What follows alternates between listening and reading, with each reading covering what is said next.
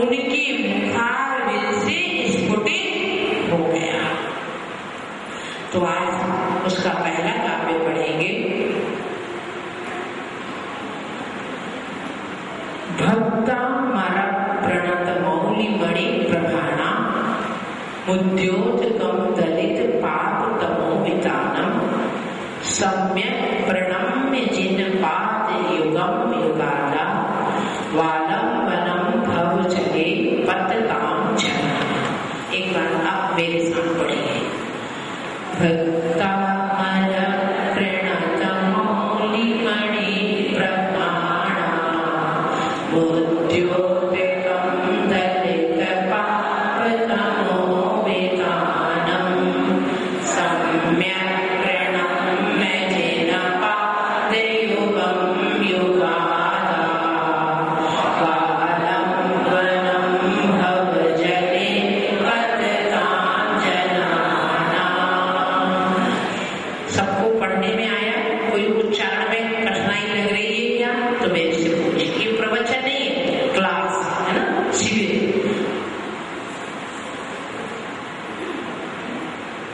तो आप जैसे भजने वाले, भगवान की भक्ति करने वाले कौन है? वो अमर। अमर से तात्पर्य क्या है? जो मरते नहीं।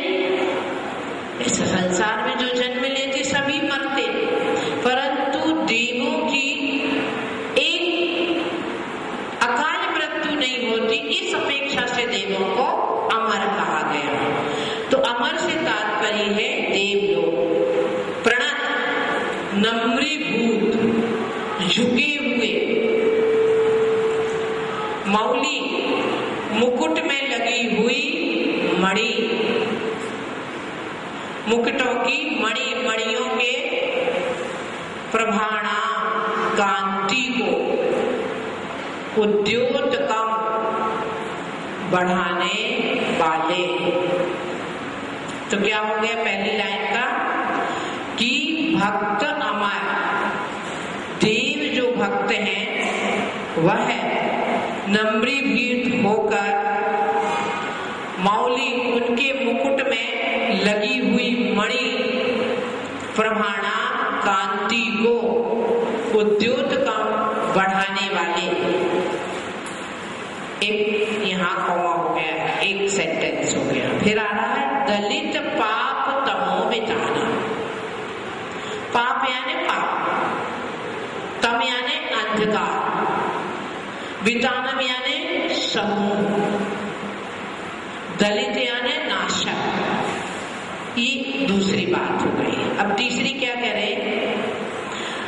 वालंबनम भव जले पतताम जनाना।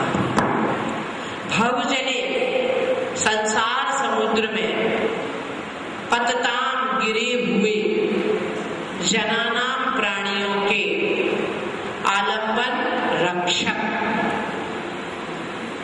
रक्षक, नमस्कार की स्तुति करता। लिखिए आप समझिए। दो प्रक्रिया होगी। पहले एक बार आपको लिखा है, अब हम आपको समझाएंगे। मंगलाचरण किया है और मंगलाचरण का हेतु है। मंगलाचरण आखिर किया क्यों जाता है? क्योंकि मंगलाचरण ना करें हमारे भगवान नाराज हो जाए, ऐसा दर्शन में है नहीं। तो क्यों किया जाता है? सबसे पहले विघ्न के विनाश हेतु, कार्य में किसी प्रकार का विघ्न उत्पन्न ना हो, इसके लिए मंगलाचरण। नंबर 2, नास्तिकता का परिहार। जो नास्तिकता समझते हैं, आस्तिकता और नास्तिकता, नास्तिकता का परिहार। नंबर 3, शिष्टाचार का पालन। ये रीति चली आई है कि किसी भी शुभ कार्य करने के पहले अपने आराध्य को नमस्कार किया जाता। आपका शिष्टाचार है, आपका इससे बड़े लोग मिलते हैं तो आप जय श्री कहते हैं, क्या है? शिष्टाचार। ऐसा भी कार्य के प्रारंभ में मंगलाचरण करना एक हमारा धार्मिक शिष्टाचार है। हमेशा प्रणीत शिष्टाचार है, उसे हमें पालन करना चाहिए। नंबर 4, पुण्य की प्राप्ति हेतु मंगलाचरण करने का चौथा कारण है पुण्य की प्राप्ति हो।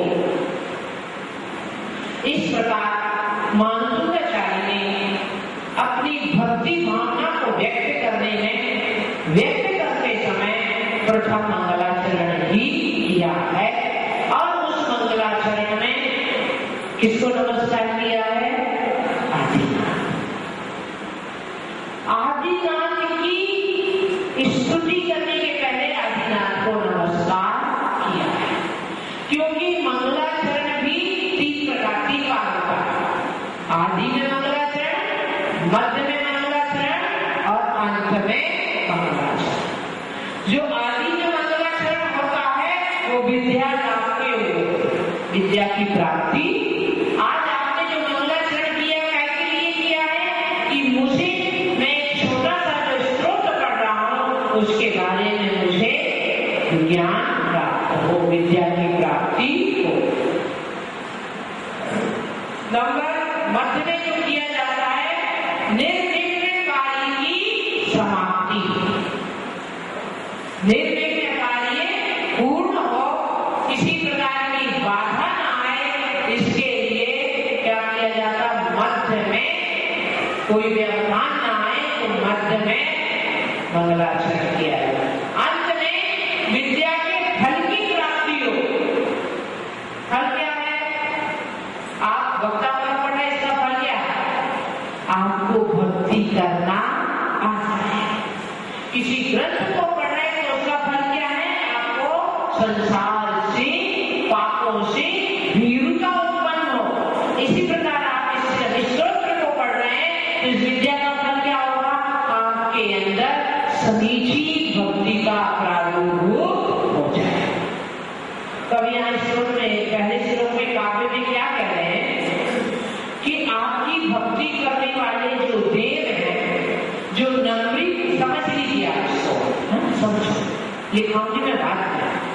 आपकी भक्ति करने वाले जो देव हैं, और देवों की मस्तक पे क्या लगा रहता है? मुकुट, और मुकुट में क्या रहती है? मणि।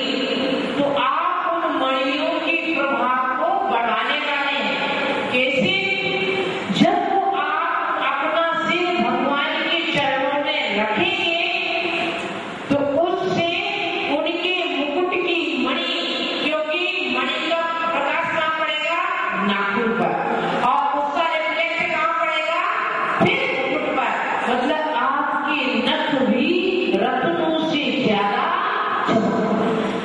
तो मुकुट से आपके नख की शोभा नहीं बढ़ी है, बल्कि आपके नख से मुकुट की शोभा बढ़ी है, उनका प्रकाश बढ़ा। एक बात। दूसरी क्या कह रहे हैं कि पाप रूपी अंधकार के समूह को नाश करने वाले हैं, उनके मुकुट की मणियों के प्रकाश को बढ़ाने वाले हैं। नंबर 2, पाप के समूह को नाश करने वाले हैं। तीसरी क्या कह रहे हैं? जो संसार सागर में फंसे प्राणी हैं, उनको आलंबन, सुरक्षा, सहारा देने वाले हैं। ऐसे युग के आदि में जो आदिनाथ भगवान हुए हैं, उन्हें सम्यक रीति से नीचे क्या सम्यक रीति से दोनों हाथ जोड़कर और सिर मस्तक पर लगाकर सम्यक रीति से मैं नमस्कार करता हूँ। समझ में आएगा? एक पुनः जिन भगवान आप कहते हैं, पहले विशेषण आप कहते हैं कौन से साधु?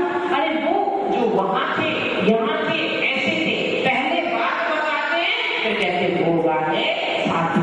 ठीक इसी प्रकार आप जो देव आपके अमर भक्त हैं, उनकी मुकुट की मणियों का प्रकाश प्रभाव बढ़ाने वाले हैं, पापों के समूह को नाश करने वाले हैं।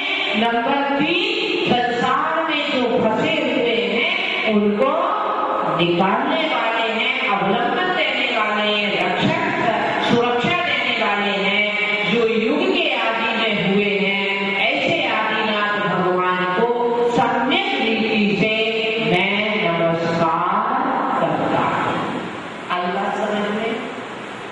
समझ में आया हो तो पूछिए।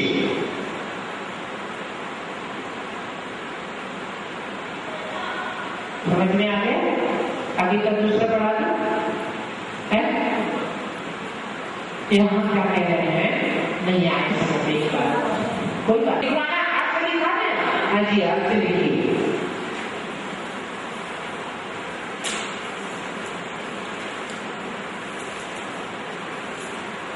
भक्त अमर देव, भक्त अमर देवों के,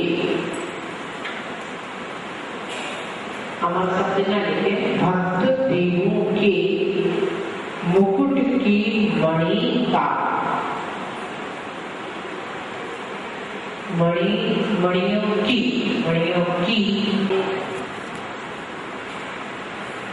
युग के आदि में, युग के आदि में हुए हैं ऐसे आदिनाथ भगवान के, युग के आदि में हुए देवों के, भक्त देवों के, भक्त देवों के जो नम्र गुरु के शास्त्र के गुरु की भक्ति की जाती है, तो उस भक्ति भाव में विनय जरूर रहना चाहिए। भक्ति और विनय दोनों एक दूसरे के पूरक है। यदि भक्ति और विनय न हो, ये संभव नहीं, क्योंकि जहां जहां भक्ति है वहां नम्रता जरूर रहेगी। भक्ति करें नम्रता ना आए, ऐसा हो नहीं सकता। तो भगवान के नाम की सौंदर्य का वर्णन किया है कि नमस्कार करने से उनके मुकुट की मणि की प्रभा बढ़ गई। मैं ये कहती हूँ कि मुकुट की प्रभा नहीं, आदमी की भी प्रभा बढ़ सकती है यदि वो इस प्रकार की समीचीन भक्ति करता है, हृदय से भक्ति करता है। दूसरी मनुष्य हो अंधकार। आप किसी अंधकार के घर में लाइट नहीं है तो अंधकार। अभी न्यूज पेपर में आया था आधा भारत अंधेरे, परंतु मैं ये कह रही हूँ कि आधा भारत नहीं, संपूर्ण विश्व अंधेरे में है। क्यों? पाप के अंधेरे में। यदि वो अंधेरा है तो उसकी विकल्प व्यवस्था है, बैटरी जला लो, इमरजेंसी जला लो, जनरेटर जला लो, लालटेन जला लो, दीपक जला लो, परंतु वास्तव में अंधेरा है तो पाप रूपी अंधेरा। क्योंकि तीव्र पाप के हृदय में कोई भी शुभ कार्य नहीं हो पाते, न मंदिर जाने का भाव बनता है, न साधुओं के पास जाने का भाव बनता, न स्वाध्याय करने का भाव बनता, न भगवान के अभिषेक करने का भाव। तो अंधकार वास्तव में पाप रूपी अंधकार है। अन्य अंधकार तो इसके सामने बहुत नगण्य है, बोले हैं, छोटे हैं। तो भगवान आप पाप की नाशक है, आपकी भक्ति से मेरा अज्ञान पाप रूपी अंधकार नष्ट हो जाएगा। क्यों? भगवान कोई जादू करेंगे, मैजिक करेंगे? कैसे हो जाएगा? जब हम आपकी चरण शरण में आएंगे तो पाप से निश्चित निवृत्ति होगी, पाप से जरूर छूट जाएगी। अरे भगवान की भक्ति की और पाप न छूटे, ऐसा हो नहीं सकता। और जब पाप की क्रियाएं रुक जाएंगी तो निश्चित है पाप का भार कम होगा, पाप रूपी अंधकार कम होगा। तीसरा क्या है कि संसार में फंसे, यहाँ जितने बैठे संसार में फंसे हैं या नहीं करेंगे, है ना? और ऊपर वाले हम प्रयास कर रहे हैं, अभी भी संसार में फंसे, ऐसी बात नहीं, 8 कर्म में हमारे लगे, परंतु अंतर इतना है कि आप 8 कर्मों को और आमंत्रण दे रहे हैं और हम इन 8 कर्मों को नष्ट करने के लिए उस मार्ग पर चल आप भी रहे, आप उल्टे चल रहे हैं, हम सीधे चल रहे हैं। आप उल्टे चल रहे हैं और कर्म का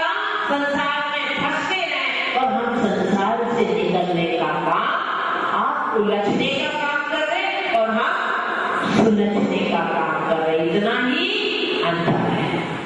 तो इस प्रकार जो संसार में फंसे हुए प्राणी हैं और आप अपना अवलंबन देके उनकी सुरक्षा करते हैं, सहारा देते।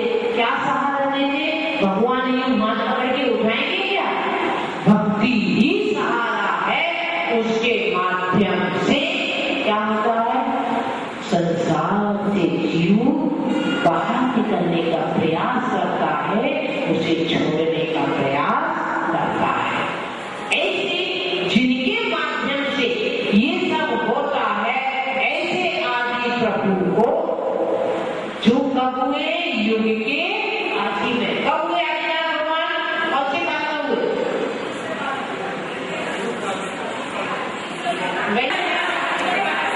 तीसरे काल वाले हाथ उठाएंगे, अब चौथे वाले उठाएंगे। देखिए, सफेद आसन पर बैठकर, पूर्व की ओर मुख करके बैठकर, शुद्ध घी का दीपक जलाकर, सुगंधित धूप को खेते हुए रोज रात्रि में 1 बजे से प्रातः सूर्योदय तक, इसके संबंधित एक ऐतिहासिक कथा है कि उज्जैन नगरी में सुदत्त चोर ने, एक सुदत्त नाम का चोर था उज्जैन नगरी में, उसने चोरी का सामान उठाया और हेमदत्त सेठ के घर में रख दिया। अब दुनिया हेमदत्त को चोर मानने लगी, तो हेमदत्त घबरा गया और राजा के पास पहुंचा। राजा ने कुपित होकर उसे जंगल के में छुड़वा दिया। उसे मुनिराज की बात याद आ गई। वह अपने दुख को भूलकर भक्तांबर का, ये पहला श्लोक है ना, युगल है पहला और दूसरा, मैंने पढ़ा, तो उसका उसने काव्य का पाठ किया, रीति मंत्र का पाठ किया और जाप का पाठ किया। तुरंत लोगों को जो शंका हुई थी उसका निवारण हो गया और स्वर्ग के देवों ने उसकी रक्षा की। इस प्रकार इस काव्य की पूजा आराधना जाप आदि करने से आए हुए संकट का निवारण होता है और लक्ष्मी की प्राप्ति होती है। इसके यंत्र होते, जैसे आपका सिद्ध चक्र यंत्र है, और भी अनेक यंत्र होते।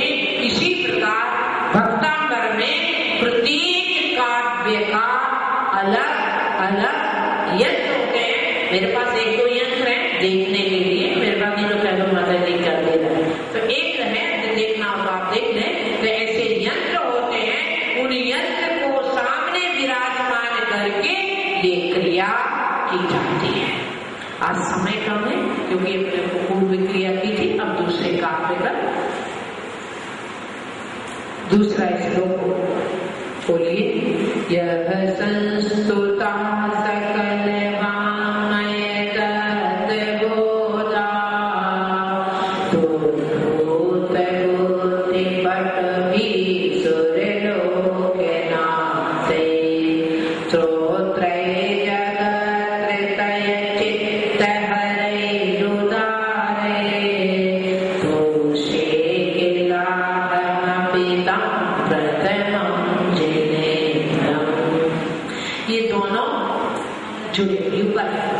क्या कह रहे?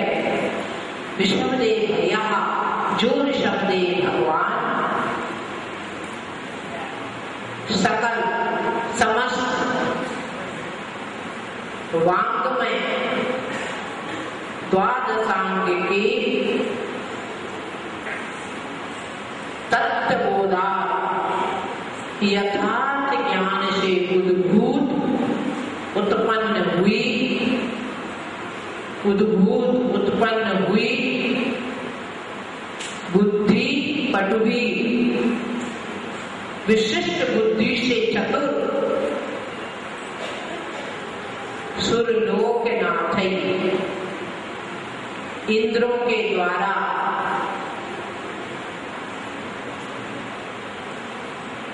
जगत त्रितय चित्त हरे 3 लोक के प्राणियों के चित्त को लुभाने वाले जगत त्रितय चित्त हरे, इसका अर्थ है 3 लोक के प्राणियों के चित्त को लुभाने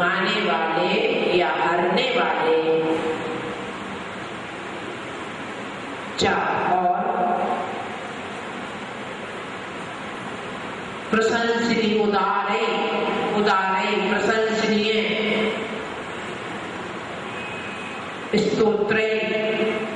स्तोत्रों के द्वारा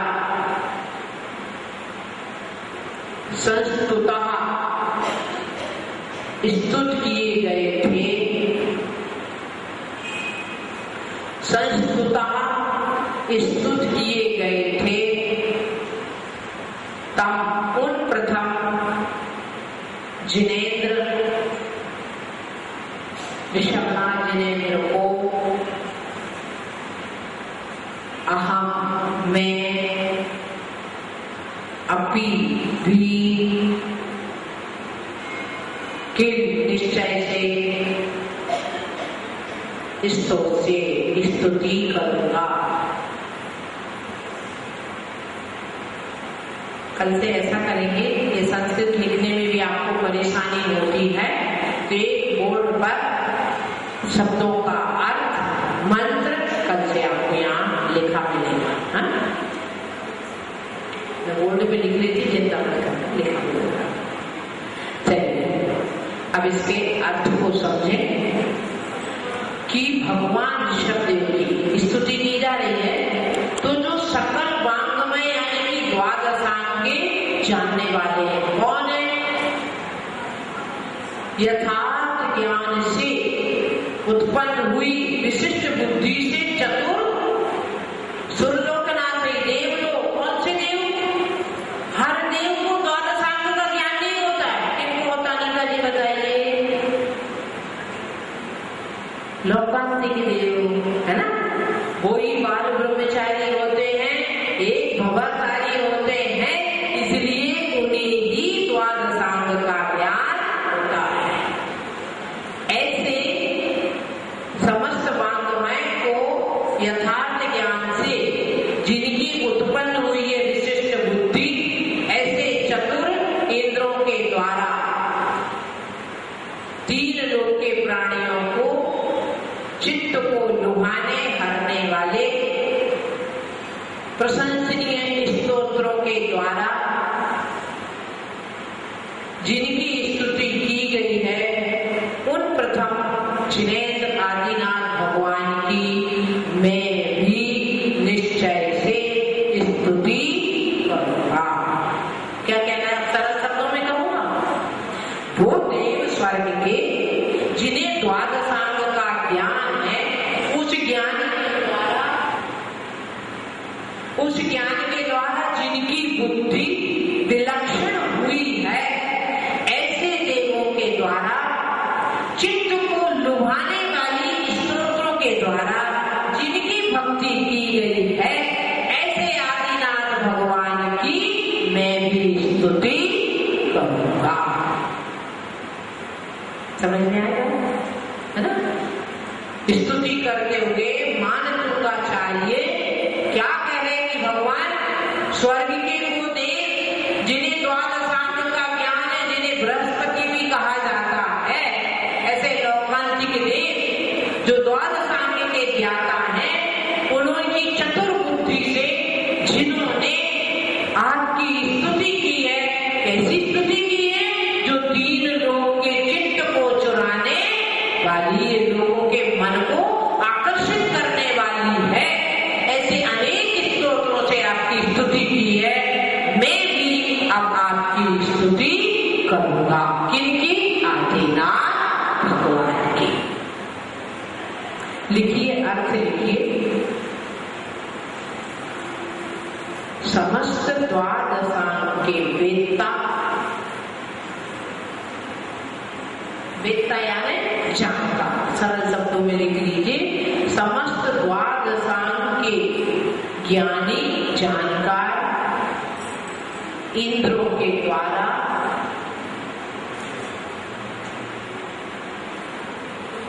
मनोहारी यानी मन को हरने वाली, मनोहारी त्रिजग मोहक, तीन लोग को मोहने वाली त्रिजग मोहक स्तोत्रों के द्वारा जिनकी स्तुति की गई है, उन प्रथम जिनेंद्र श्री आदिनाथ भगवान की मैं भी स्तुति करने को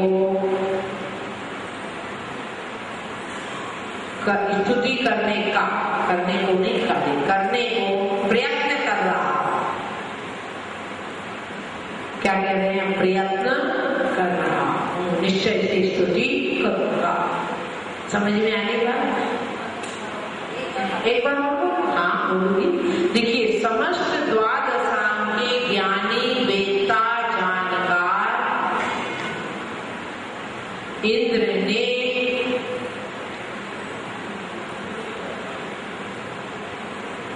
मनोहारी त्रिजग मोहक त्रिजग को मोहने वाली स्तोत्रों के द्वारा जिनकी स्तुति की गई है,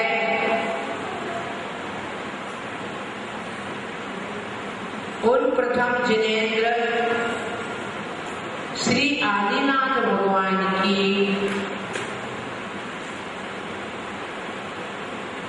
मैं स्तुति करने का प्रयत्न कर रहा हूं या करूंगा, स्तुति करूंगा।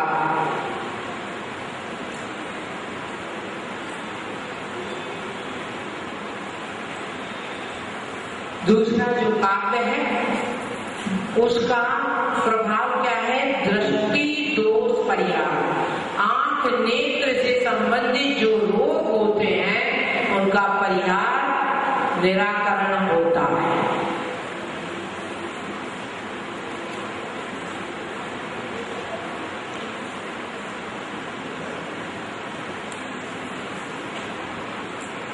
और इसका मंत्र ओम जागृति है, ओम ह्रीम अहम नमो परभुज्यानम, है ना।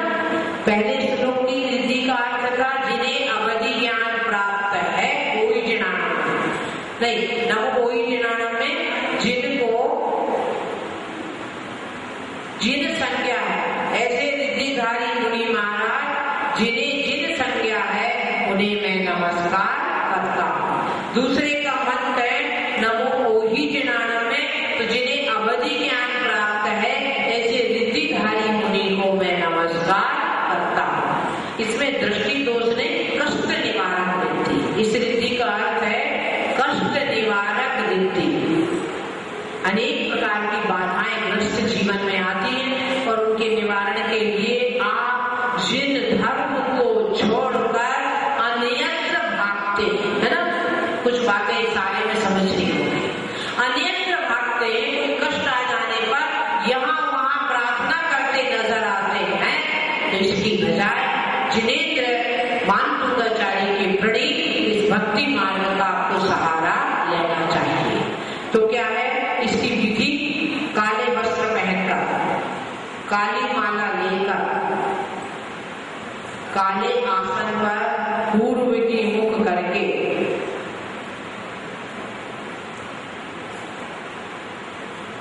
दंडासन से बैठकर पूर्वाह्न के समय, पूर्वाह्न का समय कहलाता है सुबह 6 से, इंग्लिश में तो 12 तक, अपने यहाँ भी 12, पूर्वाह्न 12 बजे तक चलती है, हमारे यहाँ भी पूर्वाह्न काल 12 बजे तक। पूर्वाह्न के समय 30 या 21 प्रतिबंध 30 दिन तक प्रतिदिन 108 बार, 21 दिन या 30 दिन तक प्रतिदिन 108 बार, अथवा दूसरी व्यवस्था क्या है? 7 दिन तक प्रतिदिन 1000 बार। दूसरा काव्य, रिद्धि और मंत्र की आराधना करनी चाहिए।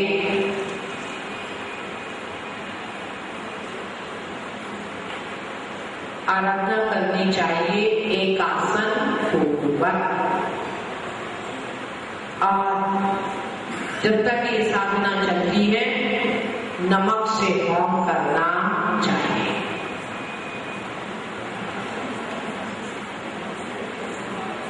इसका फल क्या है लिखें। यंत्र को पास में रखकर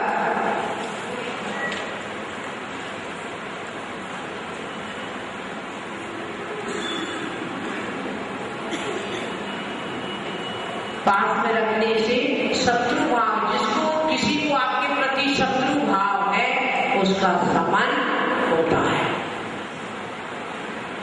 सिर की पीड़ा का नाश होता है।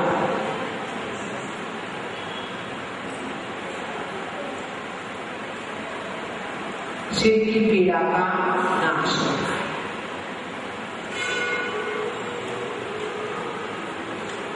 आज अपन इसको डिटेल नहीं करें क्योंकि टाइम हो गया। कल से हमारी ये दीप प्रज्वलन कलश स्थापना आदि क्रिया नहीं होगी। कुछ बातें ध्यान रखें। जिनको ध्यान दें, सफेद कुर्ता पजामा या धोती दुपट्टा। महिलाएं ने सबसे ज्यादा अव्यवस्था की है। विभिन्न रंग की साड़ियां पहन के आई है, बिल्कुल नहीं चलेगी। जो वेशभूषा है वही पहन कर। रही बात जो इसमें नहीं आजू बाजू बैठना चाह रहे हैं उनके यहाँ बाजू में भी बैठ सकते हैं। और कल महिलाओं की ब्रेंच थोड़ी सी ज्यादा लगा दी जाएगी, आपकी संख्या ज्यादा है तो कल से सिस्टमेटिक हो जाएगा। नंबर दे दिए हैं घर बैठे क्योंकि रोल नंबर उसी हिसाब से लिखे गए हैं।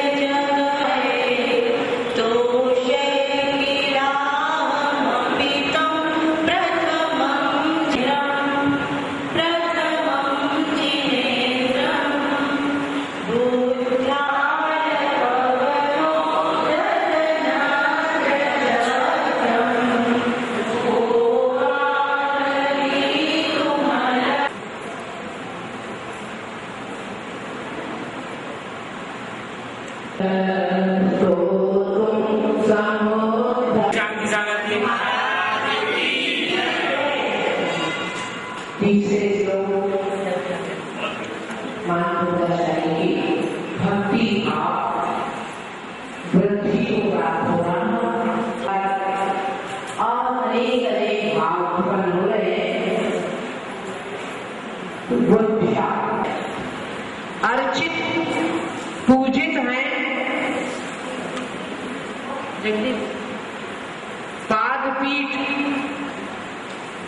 पादपीठ चरण रखने का आसन जिनका ऐसे जिनेंद्र देव की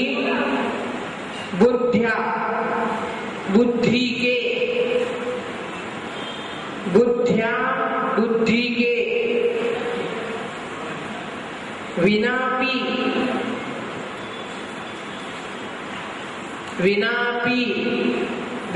भी बैठे। महिला अष्टक चली गई।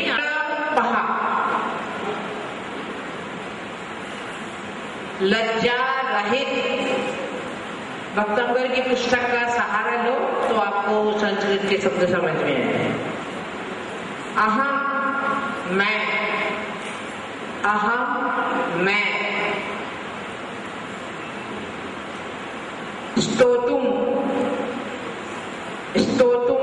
स्तुति करने के लिए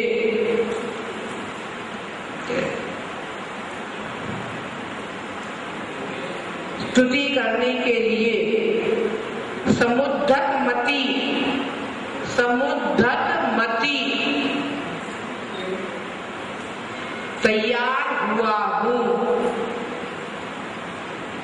समुद्धतमती तैयार हुआ हूँ। जल संस्थितम पानी में स्थित। इंदु बिंबम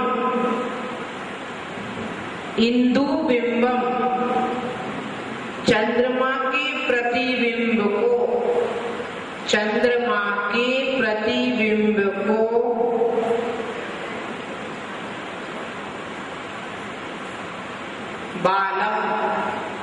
बालक को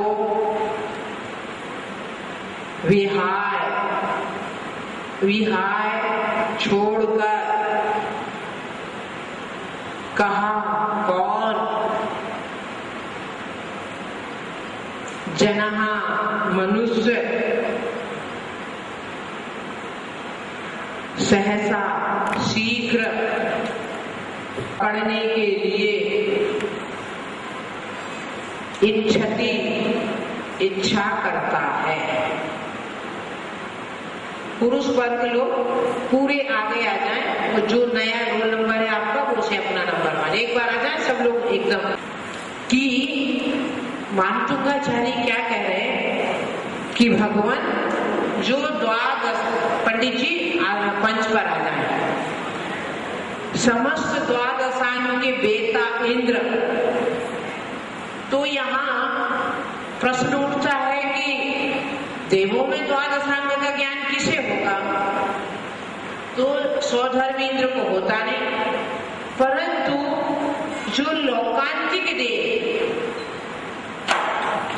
ब्रह्म स्वर्ग के जो एक भवातारी होते हैं, जो देवर्षि कहलाते हैं, देवों में ऋषि हैं क्योंकि वो बाल ब्रह्मचारी होते हैं, देवांगना वाली व्यवस्था वहां नहीं है, उनको ही द्वादशांग का ज्ञान होता है। तो द्वादशांग के बेटा जो इंद्र होते हैं वो आपकी मनोहारी मतलब चित्त को हर ले ऐसे स्तोत्रों के द्वारा उन्होंने आपकी स्तुति की है। वो भी 3 लोग को मन को आकर्षित कर ले ऐसे श्लोक के द्वारा, स्तोत्रों के द्वारा उन्होंने आपकी स्तुति की है। फिर भी मैं से यहाँ तात्पर्य मानतुंगा चाहिए, मैं भी आपकी स्तुति करने का प्रयत्न करता हूँ। यहाँ आचार्य अपने आप को क्या कह रहे हैं? अल्पज्ञ घोषित कर रहे हैं। मतलब स्तुति करते समय ये भाव नहीं है कि मेरे को राजा ने बंद कर दिया है और मैं ऐसी स्तुति करूंगा कि राजा की अकल ठिकाने आ जाए। मतलब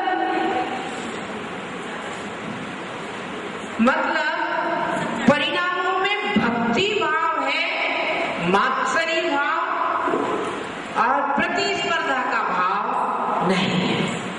इतनी प्रतिकूलता में भी वहां ऐसी सरलता थी कि जेल बन गया मंदिर, और आपको मंदिर बनता है जेल, है ना? क्यों आना पड़ रहा? जल्दी क्यों नहीं छोड़ देते? अभी तक पूजन चल रही है।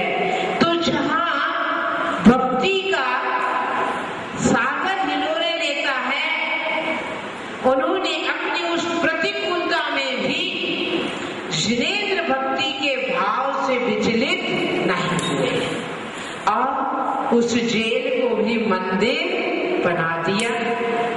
तो इस प्रकार कल उन्होंने दूसरे श्लोक के माध्यम से संकल्प किया किस चीज का? भक्ति स्तोत्र स्तुति करने का। लिखने नहीं बैठे हैं।